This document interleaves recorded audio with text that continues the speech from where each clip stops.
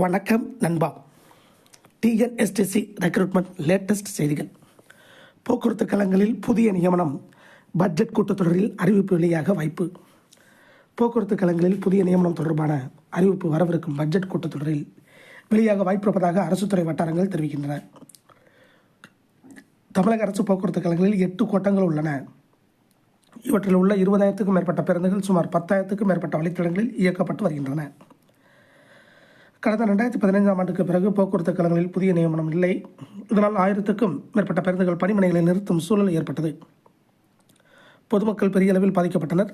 எனவே ஓட்டுநர் நடத்துனர்களை ஒப்பந்த அடிப்படையில் நியமித்தல், விழாக்களங்களில் ஒப்பந்த அடிப்படையில் தனியார் பேருந்துகளை இயக்குதல் போன்ற பல்வேறு முயற்சிகள் மூலம் பணியாளர் பற்றாக்குறையை போக்குவரத்து கழகங்கள் கையாண்டு வருகின்றன. அதே நேரம் கடந்த 2015ஆம் ஆண்டு மார்ச் மாத நிலவரப்படி 1,44,000 பணியாளர்கள் இருந்த நிலையில் தற்போது 1,10,000 பணியாளர்கள் மட்டுமே இருக்கின்றனர். இக்காலகட்டத்தில் விரைவு போக்குவரத்து கழகத்தில் மட்டும் 685 பணியிடங்கள் நிரப்பப்பட்டன. இதனால் புதிய நியமனம் எப்போது என்ற கேள்வி வலுத்துள்ளது.